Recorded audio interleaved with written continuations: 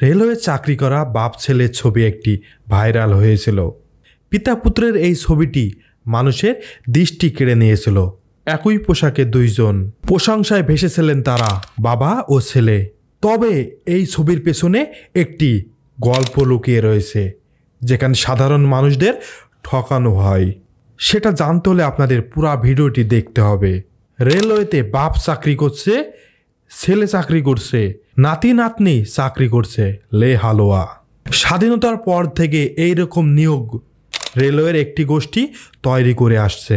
এরা খুবই শক্তিশালী, মেধার কোনো জোর নাই, সেবার কোনো মান নাই। তবে এদের গোষ্ঠীর ঐক্য রয়েছে। তারা বাংলাদেশ রেলওয়েকে অচল করে দিতে পারে, সেটাই তারা এখন করছে। বাংলাদেশের 20 কোটি মানুষকে জিম্মি করে বাংলাদেশ রেলকে বন্ধ করে দিয়েছে। একটি প্রতিষ্ঠান বংশ পরম্পরায় কিভাবে এত চাকরি পেয়েছে তার বিবরণ তুলে ধরব।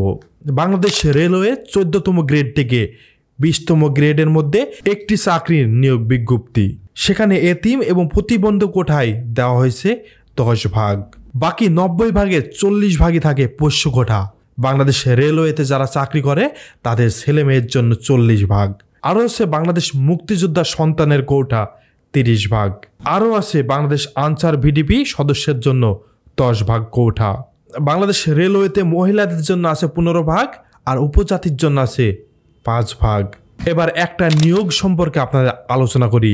নিয়োগটি ছিল বুকিং সহকারী, পদের সংখ্যা ছিল 117 জন। এখানে সাধারণ কোঠায় কতজন চাকরি পায় চলুন জেনে আসি। তারা 117 জনকে কিভাবে বাংলাদেশ রেলওয়ে চাকরি দিয়েছিল। প্রথমেই এতিম বা প্রতিবন্ধী কোঠায় 11.70 জনকে চাকরি দেওয়া হয়েছিল।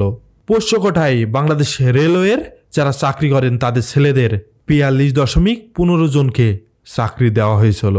মুক্তিযোদ্ধা এবং শহীদ মুক্তিযোদ্ধা সন্তানদের জন্য 18.98 জনকে চাকরি দেওয়া হয়েছিল। আনসার ভিডিপি সদস্য 6.31 জনকে চাকরি দেওয়া হয়েছিল।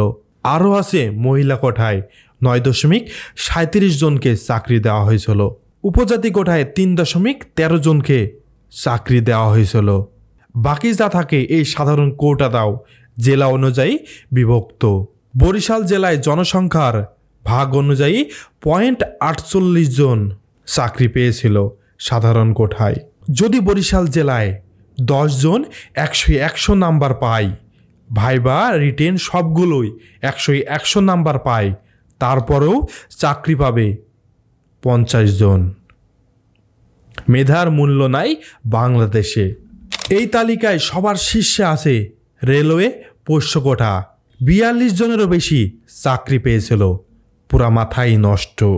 বাংলাদেশ রেলওয়েতে বাপ চাকরি করছে, সন্তান চাকরি করছে, নাতি নাতি চাকরি করছে, যেন এক পৈতৃক সম্পদ। স্বাধীনতার পর থেকেই এইরকম নিয়োগ বাণিজ্য একটি রেলওয়ে গোষ্ঠী তৈরি করে আসছে। এরা খুবই শক্তিশালী, মেধার কোনো জোর নাই এবং সেবার কোনো মান নাই। তবে গোষ্ঠীর ঐক্য রয়েছে। তারা চাইলে পুরা বাংলাদেশ রেলওয়েকে অচল করে দিতে পারে। এখন তারা সেটাই করছে। বাংলাদেশের 20 কোটি মানুষকে জিম্মি করে রাখছে তারা। কত বড় সাহস হলে একটি রাষ্ট্রীয় সেবামূলক প্রতিষ্ঠানকে তারা শাটডাউন করে দিতে পারে?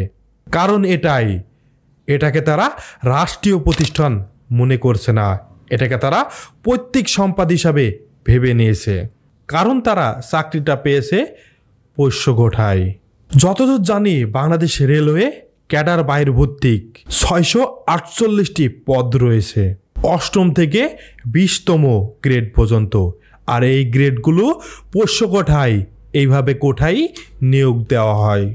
আর এই পোষ্য কোঠা বন্টনের ফলে সমাজে সুবিধা বঞ্চিত শ্রেণীদের, দিনমজুর, শ্রমিক, রিক্সা চালক এবং কৃষক, এদের ছেলে মেয়ে সরকারি চাকরি প্রত্যাশী সন্তানরা চাকরি পায় না। তারা কর্মের জন্য যোগ্যতা থাকলেও কর্মলাভের অধিকার থেকে বঞ্চিত হয়।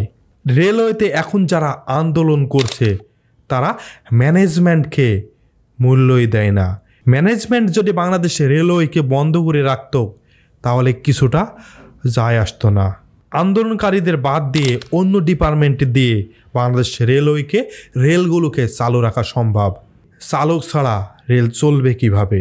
আর এই সুযোগটাই তারা গ্রহণ করছে, ফলে ট্রেন চলাচল বন্ধ হয়েছে। আবারও কোনো এক সময় তারা আন্দোলনের ডাক দেবে, আবারও ট্রেন চলাচল বন্ধ হবে। সেবামূলক প্রতিষ্ঠানে কর্মবিরতি এদের পানিশমেন্টের আওতায় নিয়ে আসার দরকার ছিল। যাদের টাকায় চলে তাদের কি ভোগান্তিতে ফেলছে এই রেলওয়ে কর্মচারীগণ বা কর্মকর্তা। এরা কি সেবা দেয় তা সহজেই বোঝা যায়। বাংলাদেশ রেলওয়ে সম্পর্কে আপনার যদি কোনো মতামত থাকে অবশ্যই কমেন্টে জানাবেন। বাংলাদেশ রেলওয়ের টিকিট বাণিজ্যর কথা তো বললামই না। আজকের ভিডিও এই পর্যন্তই, আবার দেখা হবে অন্য কোনো ভিডিওতে। ততদিন ভালো থাকেন, সুস্থ থাকেন, আল্লাহ হাফেজ।